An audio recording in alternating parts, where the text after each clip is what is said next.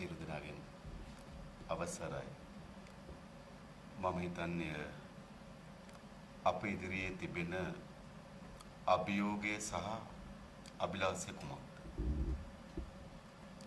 අප කවුරුත් මෙතෙන්ට එක් රැස් වී සිටින ඔබ විශ්වාස කරනවා අපේ රටේ දේශපාලන සමාජයේම ආර්ථිකමය ශාස්ත්‍රයේ පුළුල් පරිවර්තනයක් අවශ්‍ය බව. මා හිතනවා මෙතෙන්ට එක් රැස් වී සිටින ඔබ ඒ වෙනුවෙන් ඔබගේ ශාස්ත්‍රයේ විශාල කාර්යභාරයක් කරන උදවි. ඒ වෙනුවෙන් ලියන, ඒ වෙනුවෙන් කතා කරන, ඒ වෙනුවෙන් පෙනී හිටින කණ්ඩායම. ඒ නිසා මා හිතන්නේ ඒ අවශ්‍යතාවය පිළිබඳව දීර්ඝ ලෙස පැහැදිලි කිරීමක් හෝ සාකච්ඡාවක් අත්‍යවශ්‍ය නොවේ කියලා. නමුත් අපි අතර තිබෙන සාකච්ඡාව තමයි එම ජයග්‍රහණය. එසේ නොවේනම් එම අභිප්‍රාය එම අභියෝගයේ ජයග්‍රහණය කර ගැනීම සඳහා අපි තෝරා ගන්න ලද මාවත කවරේද? ආචාර්ය සුනිල් විජේසිරිවර්ධන සෝවර ප්‍රකාශ කරා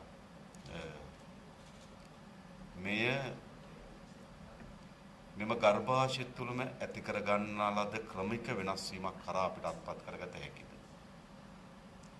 එසේ නැතිනම්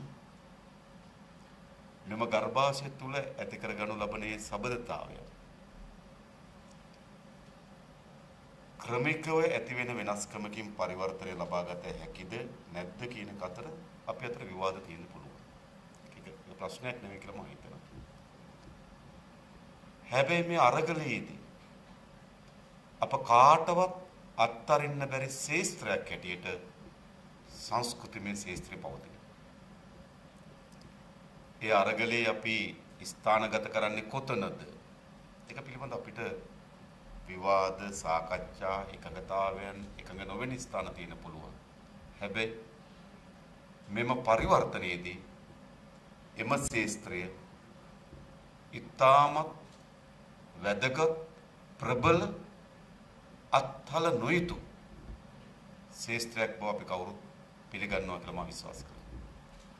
ඒ මොකද විශේෂයෙන්ම අපි වැනි ආසියානු සබඳතාවයන් සහිත සමාජයක දේශපාලන සටන් පාඨවලට වඩා පෙරමුණට ඇවිල්ලා තිබෙන සංස්කෘතිමය සටන් පාඨ. අපි බැලුවොත් පහුගිය කාලේ පුරාවටම අපේ බල පෙරළි සිදුවී තිබෙන්නේ දේශපාලන සටන් පාඨවලට එහා කියපු සංස්කෘතික සටන් පාඨවල. උදාහරණයකට ගත්තොත් අපිට එක් දේශපාලන කඳවුරක් කියන්න පුළුවන් මේ විදිහට. ගිරවාපත් වී ඉපදුණු වෙල්ලි පනැල්ලේ ඇවිදින කුරහන් සාටකේ පළඳින කුරහන් තලප තමන්ගේ ප්‍රියජනකම ආහාරය බවට පත් කරගත්තු දේශපාලන නායකෙක් සහ කඳවුරක් ඉන්නවා. එතන ආර්ථිකම කරුණු කොතනද එතන ගැප් වී තිබෙන්නේ? ප්‍රජාතන්ත්‍රවාදී පිළිබඳ කරුණු ඒ වාක්‍ය කොතනද ගැප් වී තිබෙන්නේ?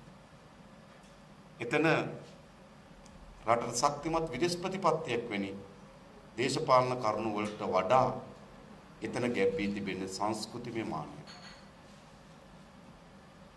මා හිතනවා එය ඉතාම සැලසුම් සහගතව පසුගිය දශක එකහමාරකට වඩා වැඩි කාලයක් තුල අපේ සමාජය තුල ගොඩනගන ලද කතිකාවතක් ඉදිරියට ඇවිල්ලා තිබෙනවා.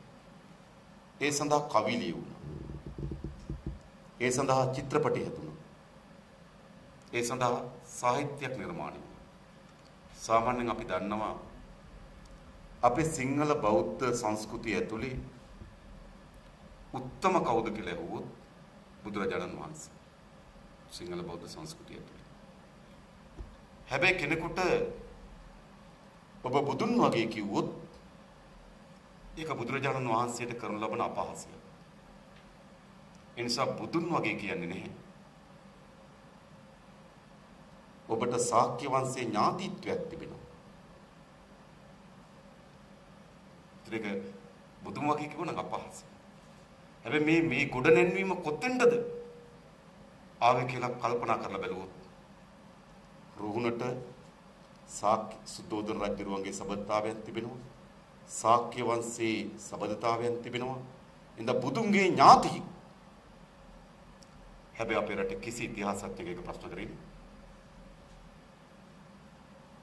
කිසි ලේඛකෙක් එය ප්‍රශ්න කරේ නෑ. එයි එහෙමත් වෙන්න ඇති කියලා හිතන තරමට මේ ගොඩනගලා තිබුණා. මේ තරම් විස්කම්පාන, මේ තරම් ආස්කම්පාන කෙනෙක් සැබවින්ම ශාක්‍ය වංශයේ සබඳතාවයක් තිබෙන බුදුන්ට ඥාතිත්වයක් තිබෙන කෙනෙක් බවට පත්විය හැකි කියන තරමේ මේ ගොඩ නැන්වීම ප්‍රබල කරලා තිබුණා. ඒ සඳහා කවි, ගීත, පොත්, සාහිත්‍යයක් නිර්මාණය වුණා. ඒක චිත්‍රපටයක් අපේ චිත්‍රපටි රැල්ල බැලුවොත් ඒ අවශ්‍ය වෙන සංස්කෘතිමය කඳවුර නිර්මාණය කිරීම සඳහා වූ චිත්‍රපටි ගණනාවක් පහුගිය කාලේ නිර්මාණය වුණා. හැබැයි ඒ උච්චතම චිත්‍රපටය තමයි මා දන්නා විදිහට දුටුගැමුණු ජයන්ත චන්ද්‍රසිංහ මහත්මයා කරපු. හැබැයි දුටුගැමුණු චිත්‍රපටය අරතරන් දිව්වේ නේ.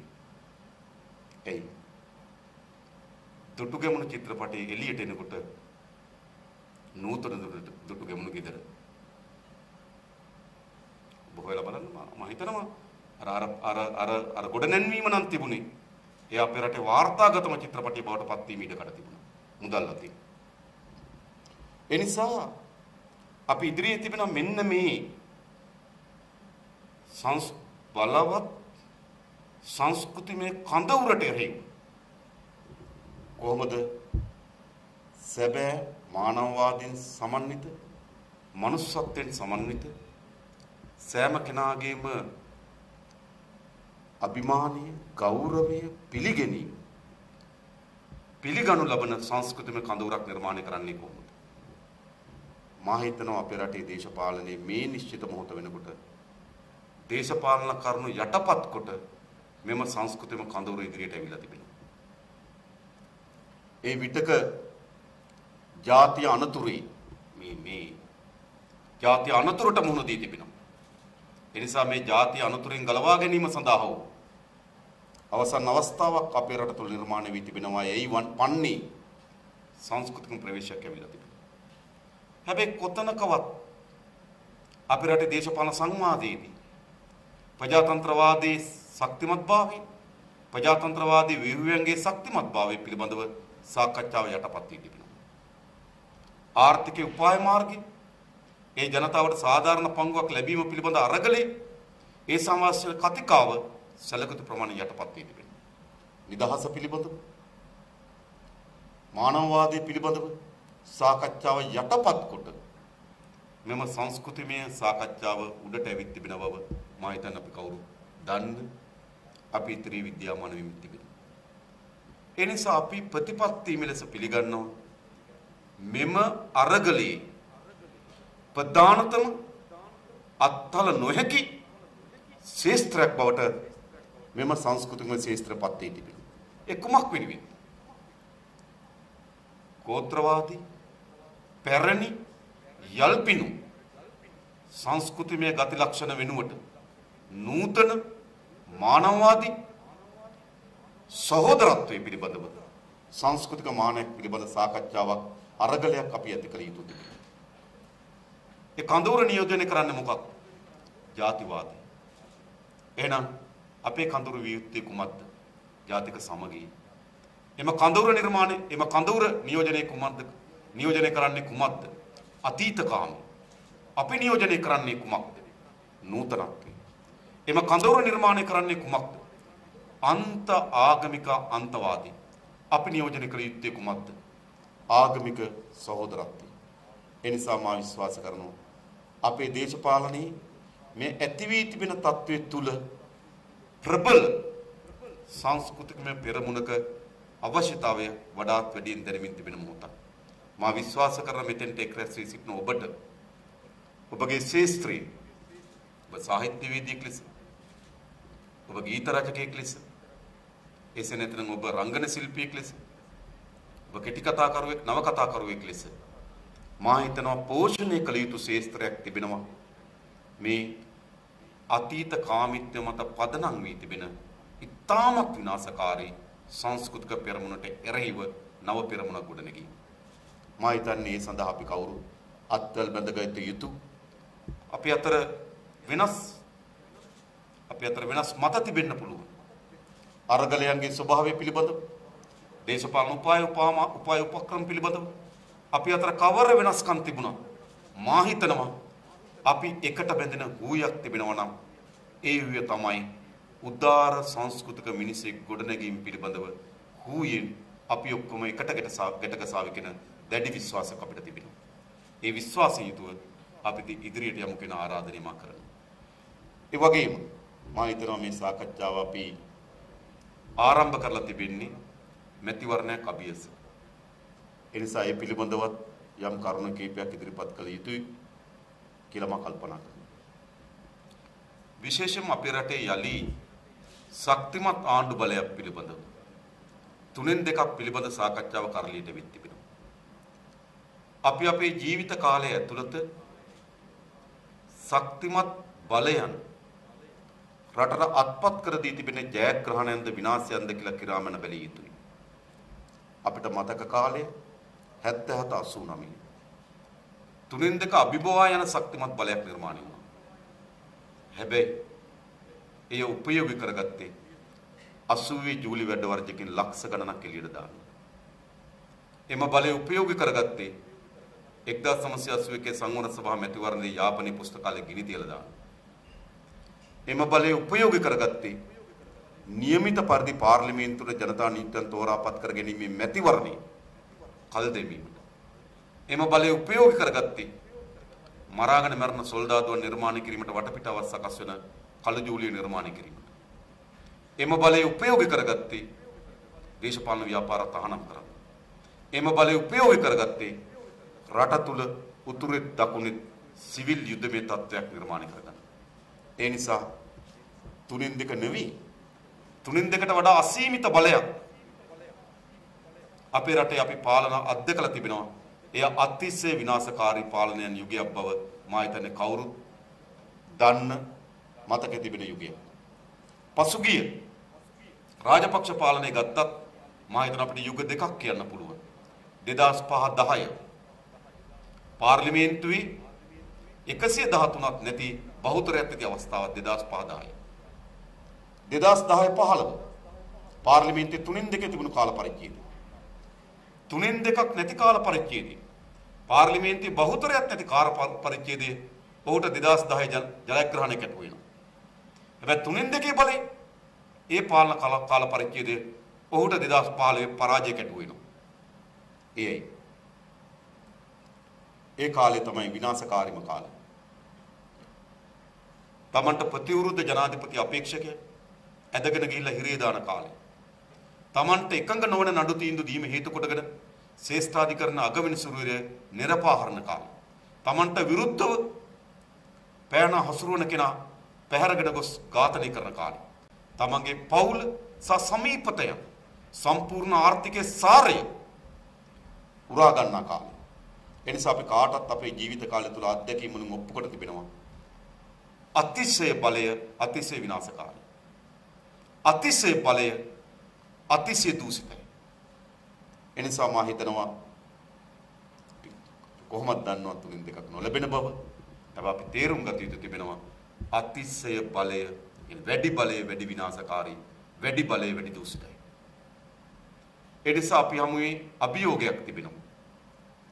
විශේෂයෙන්ම අපේ ප්‍රභා සහෝදරී කිව්වා වගේම මේ ඉන්ටර්වල් කාලේ සාමාන්‍යයෙන් ආණ්ඩුවක හොඳ ළමයාගේ භූමිකාවට පනපුවන කාලය තමයි මැතිවරණ කාලය කියලා කියන්නේ. ඒක සාමාන්‍ය දෙයක්. සාමාන්‍ය පොදු ජනතාව ඇතුළේ තියෙනවා ඡන්ද කිට්ටුයි බඩු මිල අඩු වෙයි වගේ. ඡන්ද කිට්ටුයි අපරාධ කරුවන්ට නඩුවක් හරි පවරයි වගේ. ඡන්ද කිට්ටුයි සාමාන්‍ය හොඳ දෙයක් සිද්ධ වෙයි වගේ. ඒ නිසා සාමාන්‍ය පාලනයක් හොඳ ළමයාගේ භූමිකාවට රඟ දක්වන්නේ ඡන්ද කාලේ. හැබැයි ඡන්ද කාලේ සිදුවීමින් තිබෙන දේ කුමක්? සාමාන්‍ය ජනයාගේ අත්‍යවශ්‍ය භාණ්ඩ වලට විශාල ලෙස බදු පවරන කාල බදු පටවපු කාලය.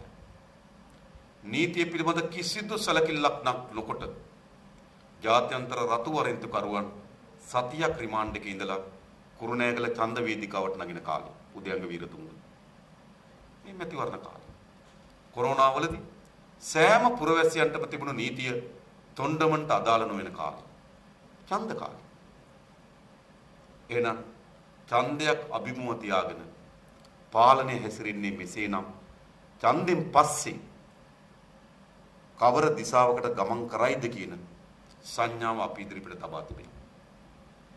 කුරුණෑගල පෞරාණික වස්තුන් ඒ උරුමයන් ඒ නටබුන් ඒ ගොඩනැගිලි විනාශ කිරීම පිළිබඳ කතිකාව ඇදෙනකොට මේ වගේ ඡන්දයක් වෙලාවට එකට දක්වන ප්‍රතිචාර මා දන්නේ රජ යුගයේ මොකද්ද කියන්නේ. නමුත් ඒ රජතුමාගේ විසෝවරුන් ගාන බැඳලා ඉන්නේ කවුද? මේක අමු භාෂාවෙන් කිව්වොත් රජතුමාගේ ජාතකේ හොයන. සිදුවී තිබෙන්නේ විනාශය. ඒ විතරක් නෙවෙයි කුරුණෑගල දිස්ත්‍රික්ක බාර නායකයා කියනවා. ඔහු එම නායකත්වයේ හොබවන තෙක් එම අපරාධකරුවා කිසිදු නීතිය රැහැනකට යටත් නොකරන බව. මේ දර්ශන සියල්ල අපි ඉදිරියේ දියත් වෙමින් තිබෙන්නේ මැතිවරණයක් අසබඩ. එසේනම් මැතිවරණයෙන් පසු කාල පරිච්ඡේදයේ කවර ආකාරයේ කාල පරිච්ඡේදයක් වේවිද කියන සැකය මේ සැකයට වඩා කවර ආකාරයේ කාල පරිච්ඡේදයක් වේවිද කියන සංඥාව දැන් අපි ඉදිරිපිට තබා අවසන්. එනිසා මා විශ්වාස කරනවා අපි අතර කුමන වෙනස්කම් විවිධ තලවලින් තිබුණත් අපි හැම කෙනාටම එක්ව මුහුණ දී යුතු අභියෝගයක් එක්ක මුහුණ දී යුතු සතුරෙක් අපි ඉදිරියට දැන් නිර්මාණය වෙ තිබෙනවා. ඒ සතුරා තුළ දේශපාලනයේ අතිශය විනාශකාරී දේශපාලන ගැබ්බී තිබෙනවා. එම සතුරා තුළ අතිශය විනාශකාරී ආර්ථික ප්‍රතිපත්තිය ගැබ්බී තිබෙනවා. එම සතුරා තුළ අතිශය විනාශකාරී සංස්කෘතික ශාස්ත්‍ර ගැබ්බී තිබෙනවා.